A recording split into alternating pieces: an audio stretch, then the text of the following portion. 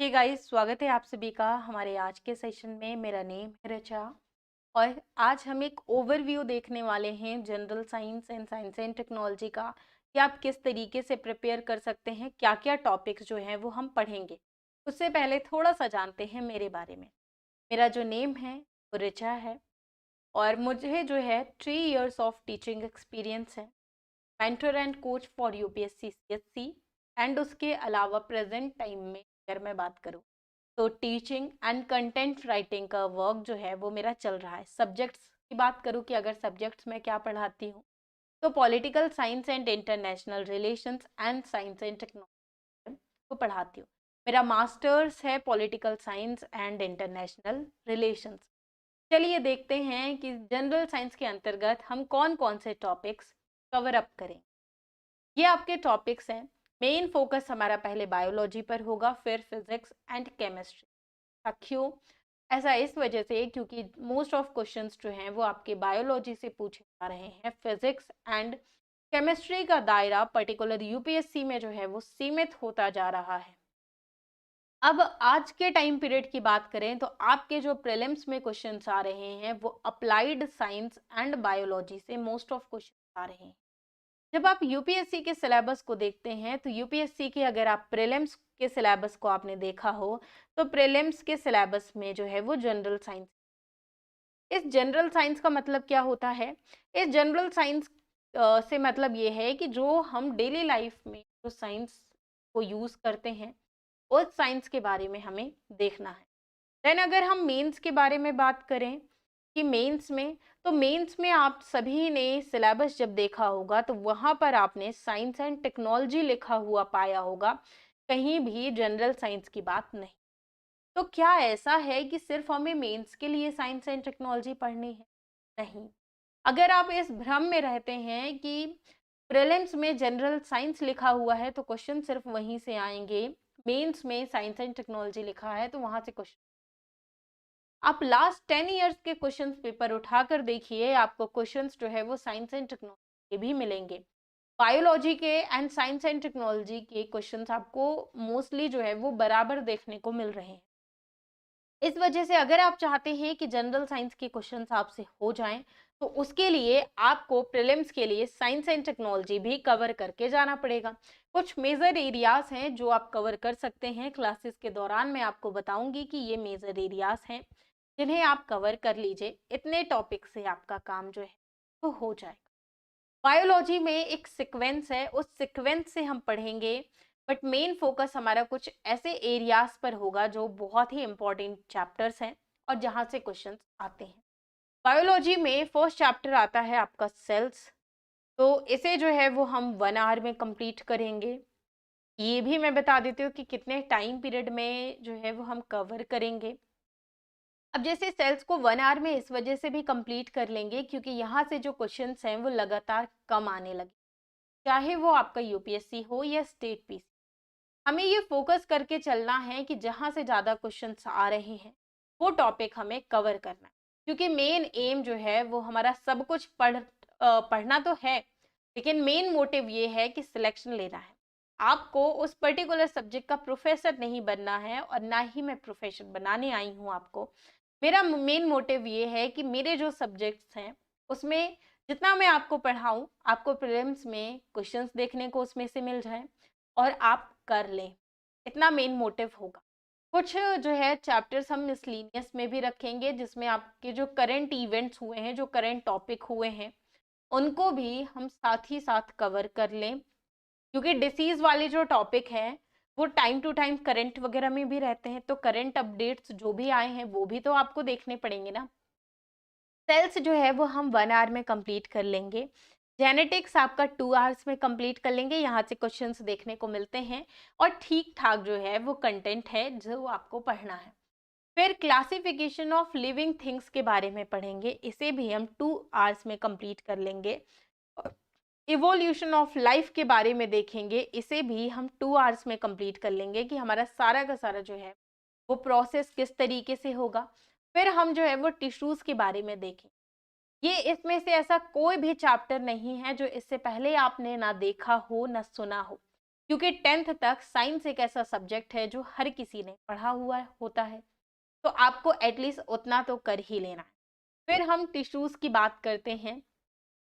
Tissues में जो है वो हम 2 आवर्स में पढ़ेंगे। फिर एंडोक्राइन सिस्टम के बारे में पढ़ेंगे और रेस्पिरेटरी सिस्टम के बारे में। ये दोनों आपके ऐसे टॉपिक हैं जिन्हें हम लिंक करके पढ़ेंगे। Endocrine system and respiratory system में हम टोटली जो है वो 4 आवर्स में दोनों के दोनों चैप्टर्स कंप्लीट। एक बात और, इसमें जो है वो आपके एमसीक्यू भी इंक्लूडेड होंगे। आपने कितना पढ़ा, कितना समझ में आया, उसका इवैल्यूएशन अगर आप करना चाहते हैं तो सिर्फ और सिर्फ आप मॉक टेस्ट सॉल्व करके ही कर सकते हैं। क्वेश्चंस मैं आपको काफ़ी सारे प्रोवाइड करवा दूंगी, तो वो आप मेक श्योर करिएगा कि कर लीजिएगा। The transport system in organism, इसके बारे में भी हम पढ़ेंगे कि जो ट्रांसपोर्ट सिस्टम होता है ऑर्गेनिज्म का वो किस तरीके से होता है, क्या एक प्रोसेस होता है, इसे 1 आवर में ही कंप्लीट कर लेंगे। अगेन रिप्रोडक्टिव सिस्टम एक बहुत ही इंपॉर्टेंट चैप्टर है, इसी वजह से इसे हम 3 आवर्स में कंप्लीट करेंगे। मेक श्योर करेंगे कि यहाँ से जो भी क्वेश्चंस पूछे जाएं वो आपके कुछ भी ना छूटे, क्योंकि ये एक ऐसा टॉपिक होता है जिससे अच्छे खासे क्वेश्चंस जो है वो आप सभी से पूछे जाते हैं। फिर हम एक्सक्रीटरी सिस्टम के बारे में पढ़ेंगे। एक्सक्रीटरी सिस्टम अगेन आपका एक इम्पॉर्टेंट चैप्टर है जिसे हम 2 आवर्स में कंप्लीट करेंगे। न्यूट्रिशन एक मोस्ट इम्पॉर्टेंट चैप्टर है, बहुत ही ज़्यादा इम्पॉर्टेंट चैप्टर है, तो इसे जो है वो 3 आवर्स में कंप्लीट करेंगे।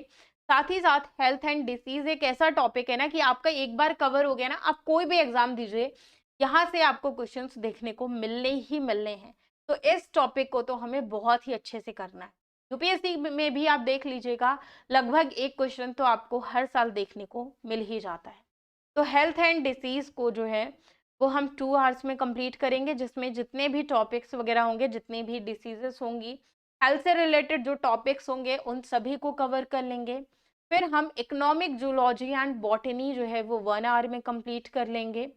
देन हमारा नर्वस सिस्टम ऑफ ह्यूमन आता है, ह्यूमंस का जो नर्वस सिस्टम है उसके बारे में देखेंगे कि वो किस तरीके से जो है वो काम करता है।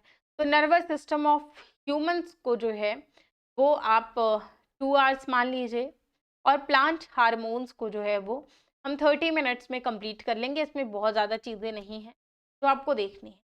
ये आपके बायोलॉजी का एक स्ट्रक्चर है जिसमें हमें कंप्लीट करनी है इतनी बातें, और आपको भी मेरे साथ कंप्लीट करना है।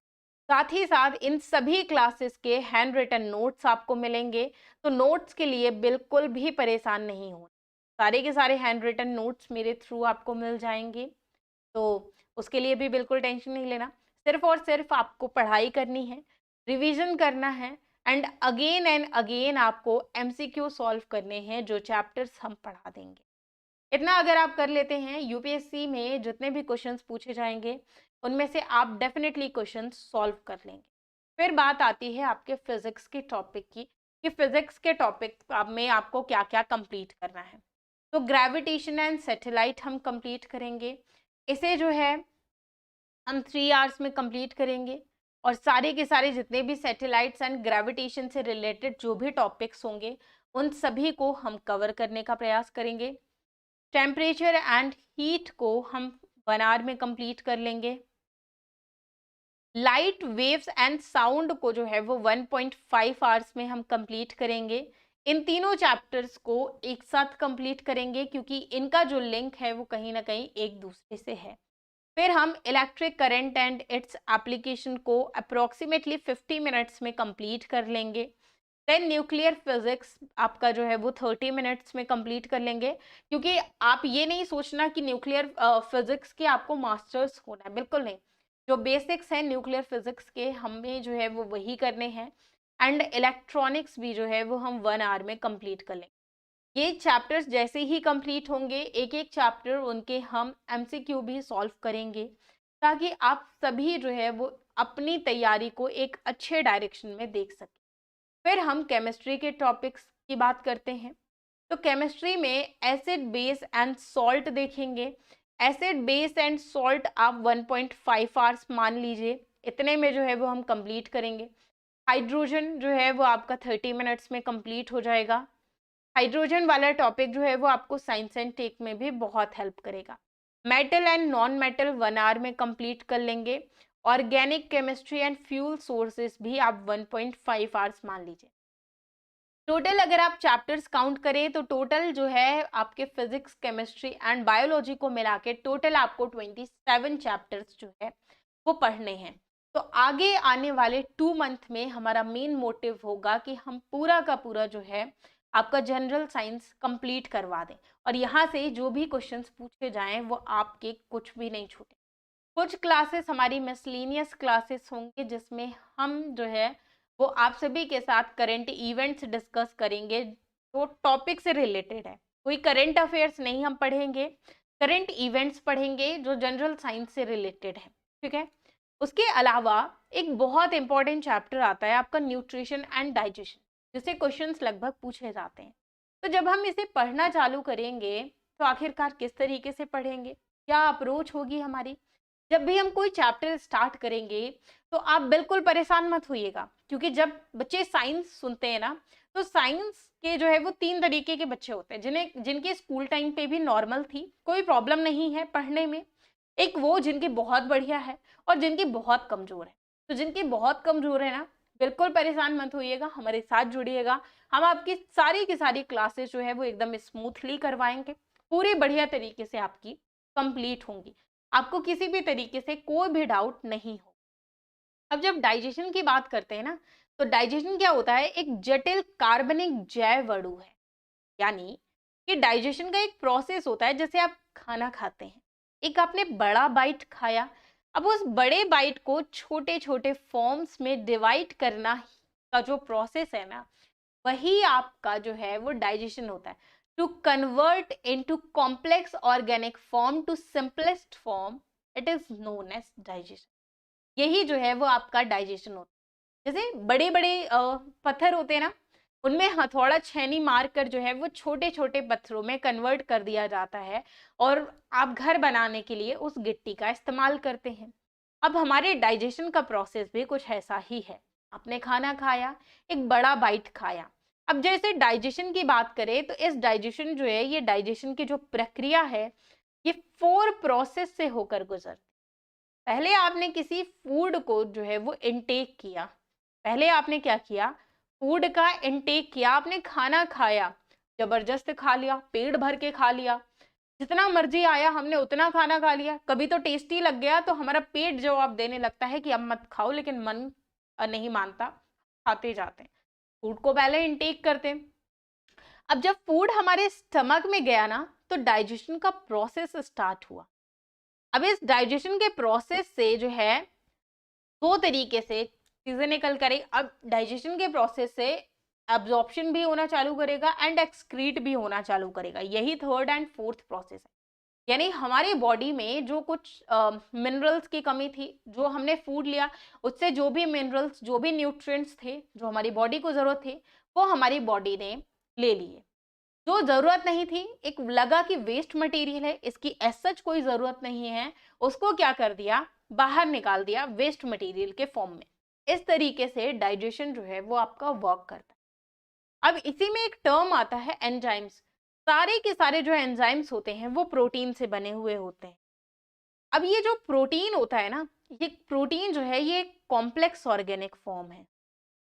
और अभी हमने पढ़ा कि डाइजेशन की जो प्रोसेस होती है उसका काम ही यही है कि जो बड़े बड़े बाइट हैं, जो कॉम्प्लेक्स ऑर्गेनिक फॉर्म है, उन कॉम्प्लेक्स ऑर्गेनिक फॉर्म को सिंपलेस्ट यूनिट में कन्वर्ट किया जाए। क्योंकि जब तक सिंपलेस्ट यूनिट में कन्वर्ट नहीं किया जाएगा, जो प्रोसेस है वो स्मूथली नहीं चल पाएगा। अगर हम चाहते हैं कि सारी की सारी जो प्रक्रियाएं हैं वो स्मूथली चल पाएं, तो इसी वजह से हमें जरूरत पड़ती है एंजाइम्स की। हमें जो है एंजाइम्स का सहारा लेना पड़ेगा। क्योंकि यहाँ पे क्या होता है कि ये जो प्रोसेस होते हैं, जो कॉम्प्लेक्स ऑर्गेनिक फॉर्म्स होते हैं, उनको सिंपलेस्ट यूनिट में कन्वर्ट कर दिया जाता है। एंड सिंपलेस्ट यूनिट में कन्वर्ट होने के बाद डाइजेशन का जो है वो प्रोसेस स्टार्ट होता है। अब ये जो 4 प्रोसेस हो रहे हैं ना, ये इन 4 प्रोसेस को हेल्प करने का काम करता है एलिमेंट्री कैनल। अब ये जो एलिमेंट्री कैनल है, ये 2 अलग अलग फॉर्म्स में डिवाइड होता है। एक डिवाइड है मेन ऑर्गन्स और कंपोनेंट्स में, एक है एसोसिएटेड ऑर्गन्स और ग्लैंड्स में।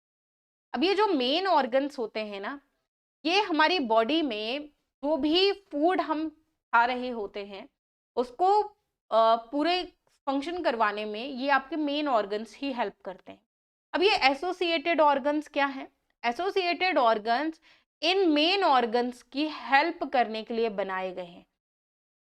जैसे हम अपने घर में, हमारा हमसे पूरा काम नहीं संभल पाता, हमको लगता है कि हम वर्किंग भी हैं और काम भी करना है, तो हम एक हेल्पर रखते हैं। अब हमारी बॉडी में भी कुछ ऐसा ही सिस्टम एक अरेंज किया गया मेन ऑर्गन्स के साथ कि कुछ एसोसिएटेड ऑर्गन्स भी रख देते हैं ताकि ये बेचारे परेशान ना हो, जो काम है वो ना रोके। तो फर्स्ट आता है माउथ। अब माउथ के फंक्शंस के बारे में पढ़ेंगे कि माउथ जो है वो किस तरीके से परफॉर्म करता है। अब माउथ में भी काफ़ी सारे आपके ऑर्गन्स होते हैं, उन सभी के बारे में पढ़ेंगे। जैसे आप सभी अब माउथ उसमें देखते हैं, तो माउथ में आपकी काफ़ी सारी चीज़ें आ जाती है, आपके टीथ आ जाते हैं, आपकी टंग आ जाती है। ये सारे प्रोसेस किस तरीके से करते हैं, टीथ कितने टाइप्स के होते हैं, इन पर्टिकुलर टीथ का क्या वर्क होता है, इसोफेगस के बारे में पढ़ेंगे, स्टमक के बारे में पढ़ेंगे, क्योंकि आपने खाना खाया तो वो कहाँ जाता है, स्टमक में जाता है। अब जो डाइजेशन वाला प्रोसेस है वो यहीं से स्टार्ट होता है। स्टमक में ही आपके स्मॉल इंटेस्टाइन, लार्ज इंटेस्टाइन निवास करते हैं, जो कि हेल्प करने का काम करते हैं। एंड माउथ से स्टमक तक जो है वो प्रोसेस हो रहा है, स्मॉल इंटेस्टाइन लार्ज इंटेस्टाइन में जा रहा है, तो ऐसा तो नहीं। अब उसी बीच में आपका हार्ट भी पड़ता है, लिवर पड़ता है, इन सभी के बारे में भी पढ़ेंगे कि ये सारे के सारे जो है ये किस तरीके से फंक्शन करते हैं। रोल ऑफ हार्ट पढ़ेंगे, रोल ऑफ लिवर पढ़ेंगे कि किस तरीके से जो है वो प्रोसेस होता है। अब ये जैसे अलग अलग जो है ये एसोसिएटेड ग्लैंड्स है, जैसे स्लाइवरी ग्लैंड्स हैं, गैस्ट्रिक ग्लैंड्स हैं, पैनक्रियाज है, गॉल ब्लैडर है, इंटेस्टाइनल ग्लैंड्स हैं। ये अलग अलग ग्लैंड्स हैं जो मेन ऑर्गन्स को हेल्प करते हैं। तो आज के सेशन को यहीं तक रखते हैं। Thank you so much.